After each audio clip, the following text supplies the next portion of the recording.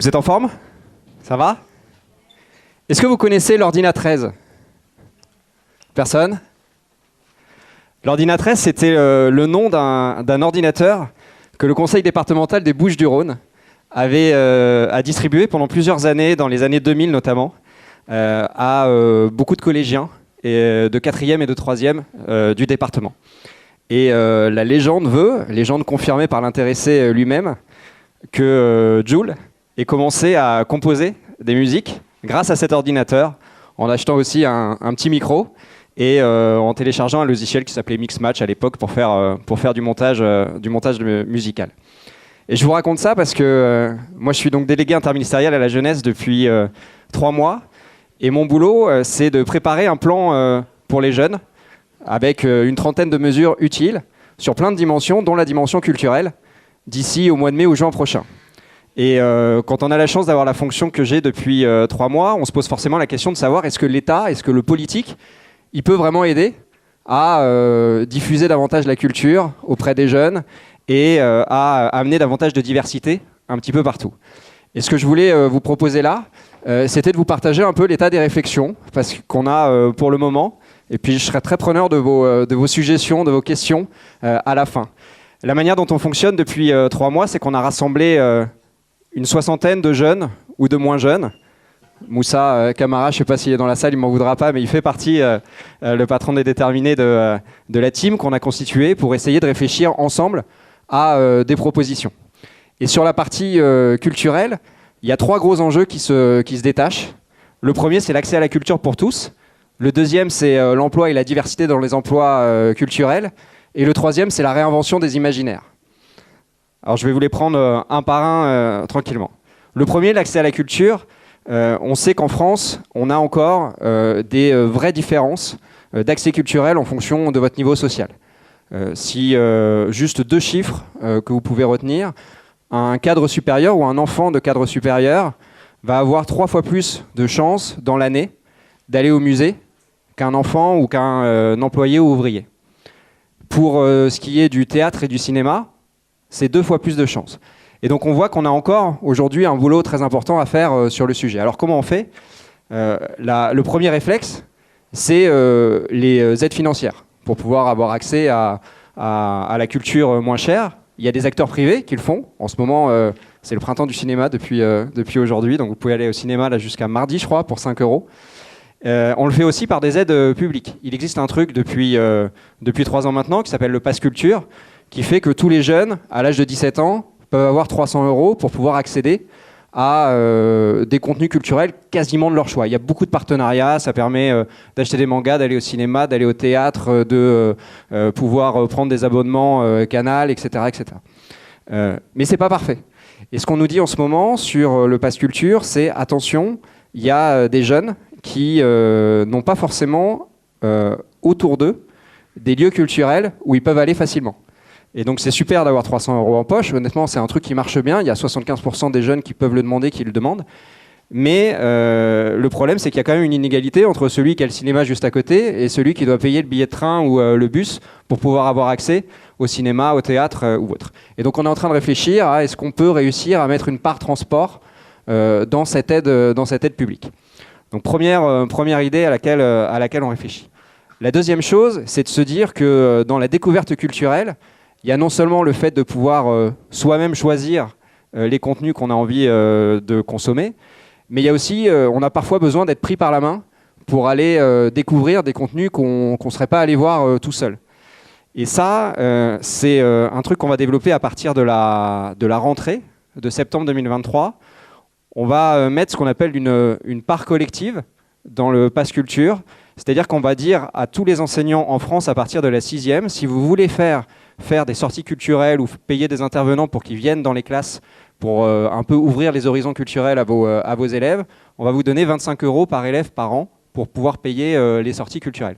Et donc ça va se déployer à partir de la 6e et notre objectif c'est d'ouvrir en grand les horizons pour que celui qui aurait jamais eu dans l'idée d'aller écouter du rap écoute du rap, que celui qui avait jamais dans l'idée d'aller écouter de l'opéra aille écouter de l'opéra et inversement. Donc ça on va continuer à essayer de le faire. Alors le Pass Culture tel que je viens de vous le décrire, c'est à 18 ans. La question c'est ensuite comment on fait pour les jeunes qui ont entre 18 et 25 ans et qui ont eux aussi besoin d'avoir accès à des contenus culturels et pas toujours beaucoup d'argent ou voire pas d'argent du tout. Alors là-dessus, on a un peu de chance en France, il y a quand même pas mal de tarifs qui sont ouverts aux jeunes. Quand vous allez au cinéma, souvent quand vous avez moins de 25 ans, vous avez des réductions. Il y a aussi pas mal de tarifs qui sont ouverts spécifiquement à ceux qui ont la carte étudiant. Il y a des cinémas qui choisissent de faire des réductions de manière générale pour les moins de 25 ans, il y en a d'autres qui le font que pour la carte étudiant. Et là, du coup, on se retrouve parfois avec une inégalité entre les jeunes, qui est que on a la moitié des jeunes de 18 à 25 ans qui ne sont pas des étudiants. Et il y en a certains qui ne sont pas juste sur leur canapé, qui bougent, qui sont impliqués dans des associations, qui cherchent un boulot activement, etc. Et la question, c'est comment on fait pour que tous ces jeunes-là, qui ne sont pas étudiants, puissent aussi avoir accès aux avantages financiers que couvre la carte étudiante. Et donc c'est un peu notre challenge pour éviter d'avoir une jeunesse à deux vitesses où d'un côté tu es étudiant, tu as accès à des offres et à des réductions, et de l'autre côté tu n'es pas étudiant mais tu fais des trucs géniaux aussi pour la société ou pour toi-même, et tu te retrouves sans ces avantages-là. Donc ça, c'est une autre idée qu'on est en train de regarder. Ça suppose de dealer, bien sûr, avec les acteurs privés. C'est toujours la même histoire. L'État peut jamais tout seul, voire même parfois il vaut mieux pas que l'État intervienne. Mais donc là, on a besoin des entreprises pour venir avec nous, et c'est quelque chose qu'on va essayer de creuser avec elles dans les prochains mois. Ça, c'est sur la partie accès culturel. Ensuite, on a aussi des enjeux qui sont assez importants d'emploi et de diversité culturelle. On en a parlé juste avant avec Barbara, qui vous a décrit son parcours et son combat énorme pour la diversité dans les industries culturelles. Alors paradoxalement, par rapport à d'autres industries, c'est plutôt une industrie qui est un peu en avance par rapport à ce qu'on constate dans pas mal d'endroits. Mais on sait qu'il faut qu'on ouvre les portes en grand pour pouvoir à la fois donner plus d'emplois et puis surtout qu'on ait derrière des créations qui soient davantage à l'image de la France dans toutes ses composantes. Et donc là-dessus, la demande principale que nous font les jeunes, c'est aidez-nous à découvrir les métiers beaucoup plus tôt dans le parcours. Au collège, au lycée, en fait, on ne connaît pas les métiers. De manière générale, le chiffre qui est plus ou moins solide mais qui circule un peu, c'est qu'un élève en quatrième, il ne connaît pas plus en réalité de 10 métiers. Globalement, le métier que font ses parents, les métiers qu'il voit juste à côté de lui, et sinon les métiers entre guillemets qu'on appelle carte postale. Footballeur, artiste, etc. Il y a un film que j'aime beaucoup qui s'appelle La vie scolaire de Idir et Grand Corps Malade, qui était sorti il y a 3-4 ans, je crois, et dans lequel vous voyez qu'il y a une CPE jouée par Rita Henriot qui essaye de conseiller à un jeune de faire un BTS audiovisuel. Et le jeune qui a beaucoup de talent lui dit non, bof, pas trop, parce qu'en fait, il ne voit pas ce que c'est. Donc, quand on regarde les industries culturelles et créatives, quand on fait le compte des métiers qu'il y a dedans, d'après un peu les chiffres du ministère de la Culture, on est à près de 1000 métiers. Donc il y a plein de choses que vous pouvez faire quand vous êtes jeune, mais si on ne vous explique pas que c'est possible d'être monteur, d'être graphiste, etc., c'est pas forcément des métiers auxquels vous allez penser si vous n'avez pas dans votre entourage des gens qui le font spontanément. Et donc notre challenge, ça va être d'augmenter le volume horaire qu'on consacre à la découverte des métiers dès la 5e, dès la 4e, dès la 3e, pour que ça devienne aussi normal de découvrir les métiers dans ces âges-là que de faire du français, de l'anglais, des mathématiques, etc. On a besoin de briser cette inégalité dans l'orientation qu'on a en France. On a la moitié des jeunes entre 15 et 17 ans qui nous disent « je suis mal informé sur mon orientation et mes choix d'études ». Et donc ça, on doit réussir à le corriger. Et en le corrigeant, on a probablement la possibilité, pendant le parcours, de dire il faut au moins 1, 2, 3 fois que vous découvriez des métiers, des industries culturelles. Il faut probablement au moins 1, 2, 3 fois que vous découvriez des métiers de l'écologie, etc.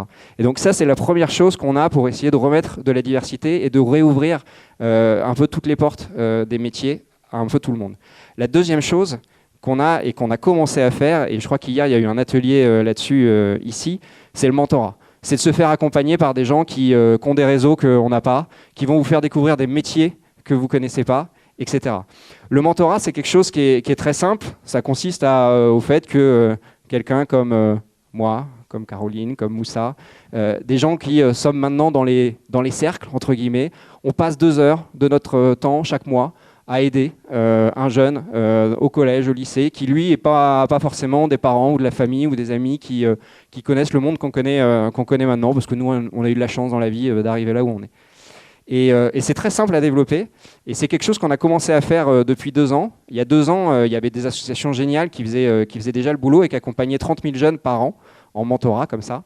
Et l'État a décidé que c'était une politique de fraternité importante et qu'on allait mettre des moyens financiers pour pouvoir soutenir ces associations. Et donc on a mis des moyens assez inédits. Et en 2 ans, on est passé de 30 000 jeunes suivis à 150 000. Alors c'est pas assez encore, parce que l'objectif c'est de se dire que partout en France, n'importe quel jeune au collège ou au lycée qui dit moi je pense que j'ai besoin d'un mentor, puisse lever la main et avoir accès à quelqu'un qui vienne l'aider. Et c'est quelque chose qu'on va continuer à essayer de développer. Et c'est probablement un des axes de proposition qui sera dans le plan pour les jeunes qu'on présentera en mai ou en juin prochain. Donc ça, c'est ce qu'on peut faire un petit peu sur la diversité culturelle. Et puis il y a un dernier point dont je voulais parler qui est la question des imaginaires. Il y a aussi beaucoup de jeunes qui nous disent il faut absolument qu'on réinvente nos imaginaires, il faut absolument que globalement on voit des choses qui ressemblent au monde qu'on a envie de construire demain. Et ça nous pose la question de est-ce qu'on est capable, la puissance publique, l'État, de stimuler tout ça encore mieux qu'aujourd'hui. Et c'est quelque chose sur lequel moi je serais curieux de vous entendre, de savoir un peu comment est-ce qu'on construit les imaginaires de demain, parce qu'on a besoin de changer notre façon de communiquer. Et pour illustrer ça, parce que c'est toujours facile de dire qu'on a besoin de changer notre façon de communiquer, mais c'est plus difficile de le faire soi-même, j'ai promis à Moussa de le faire, donc c'est ma tradition chez les déterminés, je conclue toujours avec un mot en slam très rapide, ça va prendre 20 secondes, je vous le fais rapidement. Pour que demain soit différent, on a besoin de tous les talents, de libérer sans hésiter notre immense créativité. Pas de pétrole mais des idées, les gars d'hier avaient capté, juste pas vraiment concrétisé le grand besoin de diversité. Ce qui nous dépasse nous rassemble et on peut le construire ensemble, ça devrait être ça notre carrière, être créateur d'imaginaire. Il y en a déjà des inspirants, mais trop de perdus par manque de temps, de réseau ou d'aide du destin, on doit créer plus de chemins. Ce ne sera pas un long fleuve tranquille, mais on aura besoin de chacun, de tous nos talents révélés et d'une immense volonté. Je crois qu'on peut y arriver si on arrive à rien lâcher. Allez ensemble, soyons l'espoir. Parce que déterminé, we are. Voilà. Merci beaucoup. Est-ce qu'il y a des questions ? Merci en tout cas. Donc on a parlé nouveaux métiers et notamment donc, tout ce qui est création de contenu et ça c'est important pour la jeunesse. On a parlé réseau et en revanche moi tous les jeunes que je rencontre, ce qu'ils veulent apprendre à l'école c'est comment on crée sa propre entreprise. Comment on devient freelance ? Comment on devient indépendant ? Parce qu'aujourd'hui, ils n'ont plus envie de rejoindre une entreprise.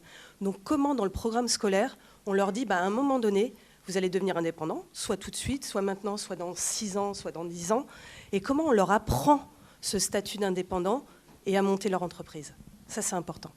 On a parlé merci beaucoup, hein. On a parlé de découverte des métiers. Il faut aussi qu'on découvre l'entrepreneuriat, qu'on s'inspire de ça. Et probablement, il faut qu'on le construise, ce programme de découverte des métiers. Mais on peut tout à fait imaginer qu'en 5e et 4e, par exemple, vous découvriez différents métiers et qu'en 3e, vous disiez, moi, j'ai plutôt envie de commencer à creuser particulièrement le sujet de la création d'entreprise et plutôt que de continuer à découvrir d'autres métiers, plutôt de faire 3-4 ateliers spécifiques sur comment demain je peux commencer à monter ma boîte. Ça, c'est ce qu'on peut faire au collège ou au lycée. Et ensuite, il y a ce qu'on peut faire après.